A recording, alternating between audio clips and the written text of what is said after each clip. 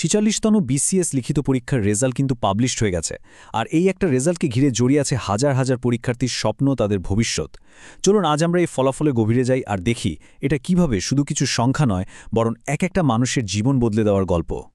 ভাবুন তো একবার, গত ২৭ নভেম্বর ২০২৫-এ বাংলাদেশ সরকারি কর্ম কমিশন মানে বিপিএসসি যে নোটিশটা প্রকাশ করল, সেটা কিন্তু নিছক কোনো সরকারি ডকুমেন্ট ছিল না। এটা ছিল হাজার হাজার চাকরি প্রার্থীর জন্য একটা অধীর অপেক্ষার শেষ আর একটা নতুন সম্ভাবনার শুরু।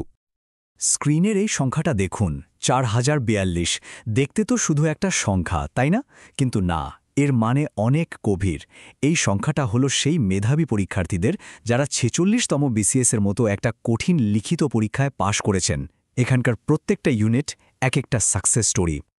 এই যে একটা মাত্র সংখ্যা, এর পেছনে যে কি পরিমাণ কঠোর পরিশ্রম, ত্যাগ আর অধ্যাবসায় লুকিয়ে আছে তা বলে বোঝানো যাবে না। চলুন এই ফলাফলের তাৎপর্যটা একটু ভালোভাবে বোঝার চেষ্টা করি আর দেখি এই সাফল্য কিভাবে হাজারো তরুণের জীবনে একটা বড়সড় প্রভাব ফেলবে। মানে রিটেন পরীক্ষায় পাশ করাটা যে কত বড় একটা ব্যাপার তা শুধু পরীক্ষার্থীরাই জানেন। এটা নিঃসন্দেহে একটা বিশাল মাইলফলক। কিন্তু এখানে কি সব শেষ? একদমই না। এটা আসলে একটা লম্বা জার্নির খুব গুরুত্বপূর্ণ একটা ধাপ, যা তাদের ফাইনাল সাকসেসের দিকে আরও এক ধাপ এগিয়ে দিল। আচ্ছা, এই যে আমরা এত কথা বলছি, এই সাফল্যটা আসলে কেন এত গুরুত্বপূর্ণ? এটা ঠিকঠাক বুঝতে হলে আমাদের পুরো বিসিএস পরীক্ষা প্রসেসটা একবার ঝালিয়ে নিতে হবে। চলুন এই লম্বা আর চ্যালেঞ্জিং জার্নির প্রত্যেকটা ধাপ সম্পর্কে একটু জেনে আসি, তাহলেই বোঝা যাবে এই সাফল্যটা কতটা স্পেশাল। দেখুন, বিসিএস পরীক্ষাটা কিন্তু একটা লম্বা প্রসেস। মূলত ৩টা ধাপে এটা হয়। প্রথমে প্রিলিমিনারি, তারপর রিটেন বা লিখিত পরীক্ষা, আর সবশেষে ভাইভা। আর আমাদের এই সফল প্রার্থীরা, তারা এইমাত্র দ্বিতীয় আর সত্যি বলতে সবচেয়ে কঠিন ধাপটাই পার করেছেন। কারণ এই লিখিত পরীক্ষাতেই একজন ক্যান্ডিডেটের জ্ঞান আর অ্যানালাইসিস করার ক্ষমতাটা সবচেয়ে ভালোভাবে যাচাই করা হয়। একটা কথা আছে না যে বিসিএস পরীক্ষা কোনো স্প্রিন্ট নয়, এটি জ্ঞান, ধৈর্য এবং সহনশীলতার এক ম্যারাথন। কথাটা কিন্তু ১০০% সত্যি। বছরের পরপর ধরে ক্যান্ডিডেটদের যে পরিমাণ মেন্টাল আর ইন্টেলেকচুয়াল এফোর্ট দিতে হয় তা আসলেই অবিশ্বাস্য। এটা শুধু পড়াশোনা নয়, এটা ধৈর্য আর সহনশীলতার একটা চূড়ান্ত পরীক্ষা। ওকে, চলুন এবার রেজাল্ট শিটটা একটু হাতে নিয়ে বসা যাক। এই যে ৪০৪২ জন সফল হলেন, তারা ঠিক কোন কোন ক্যাডারের সুযোগ পাচ্ছেন? চলুন ভেতরের পরিসংখ্যানটা একটু দেখি। এই যে হাজার হাজার রেজিস্ট্রেশন নম্বরের একটা লম্বা লিস্ট দেখছেন, এটা কিন্তু কোনো র্যান্ডম লিস্ট না। প্রত্যেকটা নম্বর একজন সফল প্রার্থীর গল্প বলছে, আর এগুলোকে তাদের পছন্দের কেরিয়ার অর্থাৎ ক্যাডার অনুযায়ী নির্দিষ্ট ক্যাটাগরিতে সাজানো হয়েছে। এটাই তাদের ফিউচার কেরিয়ারের রাস্তা ঠিক করে দেবে। এখানে দেখুন, মোট ৪০৪২ জনকে মূলত দুইটা বড় ক্যাটাগরিতে ভাগ করা হয়েছে।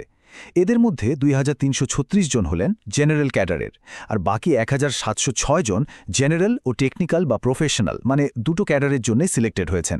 এটা ক্যান্ডিডেটদের ক্যাডার পছন্দের ভিন্নতাটাও বেশ ভালোভাবে তুলে ধরে। এখন প্রশ্ন আসতে পারে, এই জেনারেল আর টেকনিক্যাল ক্যাডারের মধ্যে পার্থক্যটা কি? ব্যাপারটা খুব সহজ। জেনারেল ক্যাডার মানে হল অ্যাডমিনিস্ট্রেশন, পুলিশ, ফরেন অ্যাফেয়ার্স, এই ধরনের পদগুলো যেখানে যে কোনো সাবজেক্টের গ্র্যাজুয়েটরা আসতে পারেন। অন্যদিকে টেকনিক্যাল বা প্রফেশনাল ক্যাডারগুলো নাম শুনেই বোঝা যাচ্ছে, ডাক্তার, ইঞ্জিনিয়ার বা কৃষিবিজ্ঞানীদের মতো স্পেশালিস্টদের জন্য রিজার্ভড। তাহলে লিখিত পরীক্ষা তো শেষ হল, এরপর? এটাই কিন্তু এখন এই ৪০৪২ জন প্রার্থীর মনের সবথেকে বড় প্রশ্ন। কারণ আসল লড়াইটা তো এখনও বাকি। সামনেই অপেক্ষা করছে ফাইনাল চ্যালেঞ্জ। হ্যাঁ, এই ৪০৪২ জন প্রার্থীর জন্য সরকারি কর্মকর্তা হওয়ার স্বপ্ন পূরণের পথে এখন আর মাত্র একটা ধাপ বাকি, আর সেই ফাইনাল রাউন্ডটাই হল ভাইভা বা মৌখিক পরীক্ষা। ভাইভা বা ভিভাভোসে এটা বিসিএস পরীক্ষার একদম শেষ ধাপ, আর বলতে গেলে সবচেয়ে ডিসাইসিভ বা গুরুত্বপূর্ণ ধাপও এটাই। কারণ এখানেই ফাইনাল সিলেকশনটা হয়। শুধু তাই না, কে কোন সার্ভিসে জয়েন করবেন সেটাও ঠিক হয়ে যায়।